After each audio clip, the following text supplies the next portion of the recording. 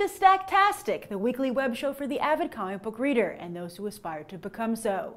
Today is Zombie Comics 101, an introduction to current zombie comics.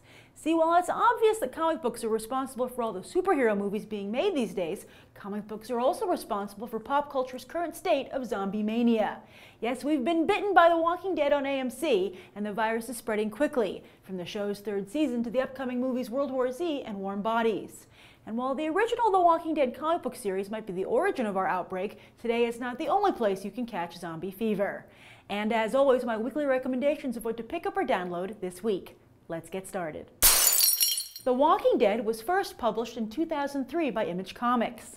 Of course, there had been zombie comics beforehand and zombie movies, but Robert Kirkman's small-town approach to a worldwide epidemic, coupled with the slow burn that a comic book series can offer, was unique. Like a cable TV show as it would later become, The Walking Dead takes its time, not just telling a horror story, but a human interest story.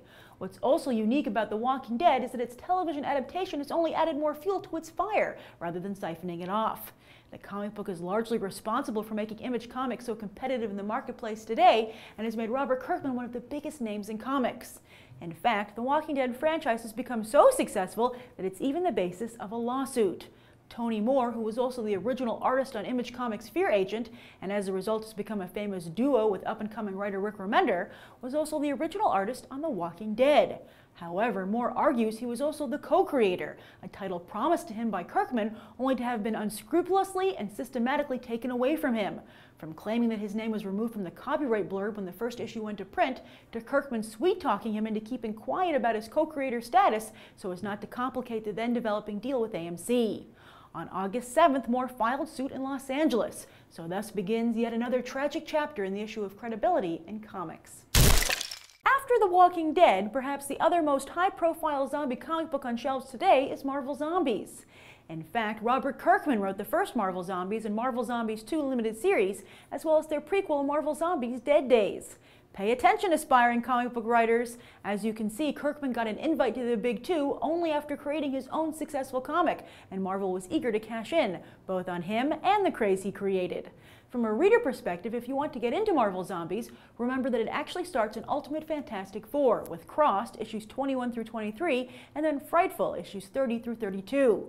From there you have Kirkman's work, followed by Fred Van Lente's run with Marvel Zombies 3 through 5, and he was then joined by several writers, including Pride and Prejudice and Zombies writer Seth Grahame-Smith, for Marvel Zombies Return. Then for Marvel Zombies Supreme, the rotting mantle was passed to Frank Marafino, the writer who updated Haunted Tank for Vertigo, and who gave me a very cool behind-the-scenes tour at Radio City Music Hall where he also works. Yep, Marafino is an awesome friend and writer, so it was unfortunate to see him have to pass the torch to Peter David for Marvel Zombies Destroy due to health issues. Marvel Zombies Destroy is the latest arc, having just wrapped up, and is set in World War II with Dum Dum Dugan and Howard the Duck. And for another zany team-up, you might also want to hunt down the crossover with Dynamite's Army of Darkness, where Ash fights some Marvel zombies, old school. Now, personally, I don't like zombies. Call me crazy, but rotting flesh hanging off of people's animated corpses really creeps me out. However, I have been enjoying the new Deadwardians, one of Vertigo's post-New 52 wave of titles. I picked it up because I always enjoy Dan Abnett and Andy Lanning's writing, so even with just half the team here, I felt it was worth a shot. This title plays like a goth version of Downton Abbey, depicting a future where the British Empire's upper class have turned themselves into vampires to deal with the zombie apocalypse, when they are barely managing to keep at bay.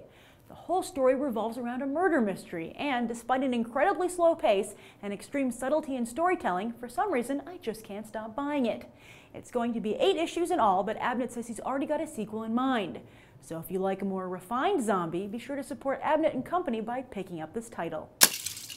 Now, if you want to go in the complete opposite direction, I recommend Fanboys vs. Zombies.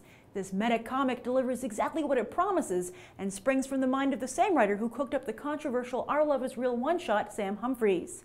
And while Humphries got critical recognition with Our Love Is Real, now he's getting mainstream recognition with Fanboys vs. Zombies. This is one of Boom Studios' hottest new books, and fittingly they offered a very cool promotion at San Diego Comic-Con, where the story in the comic begins. If you bought a special cover, artist Jerry Gaylord would draw you on that blank cover as a zombie. Talk about personalization. The same promotion will be available at Baltimore Comic-Con, so be sure to stop by the Boom Studios booth.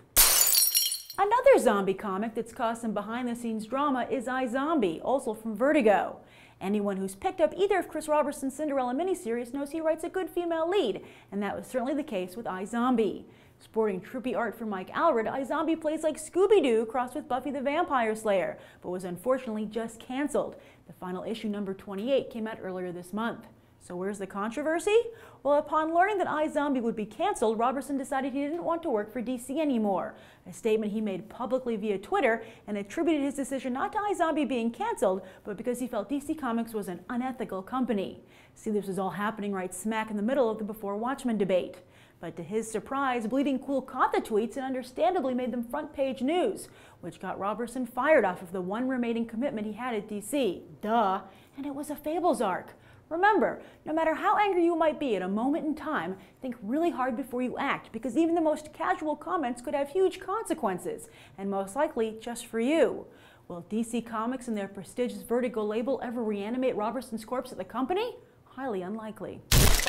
Finally, while it's not technically a zombie comic, Crossed comes awfully close.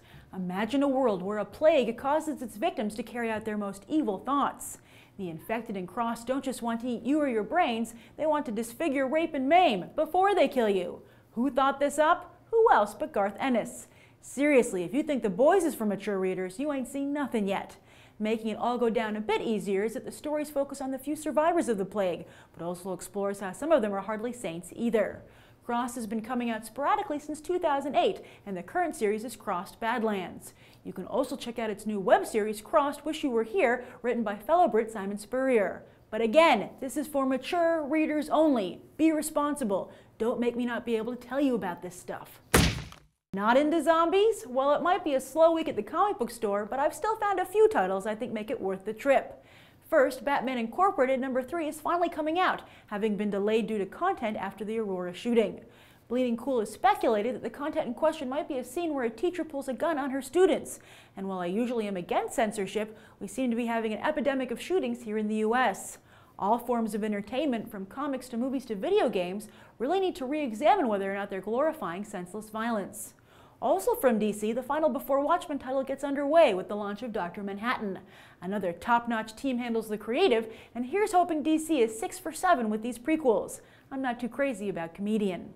And while Smallville is enjoying life after television on the comic book page, Buffy did it first, and now her comic book universe expands with Spike number 1. Finally, it's a gender-rific Freaky Friday over in the pages of Archie Comics, as Sabrina's cat Salem decides to pull the ultimate prank on the Riverdale gang. Granted, this all-ages title will have to walk a very fine line, but the all-female creative team is nice to see, as is Archie going manga.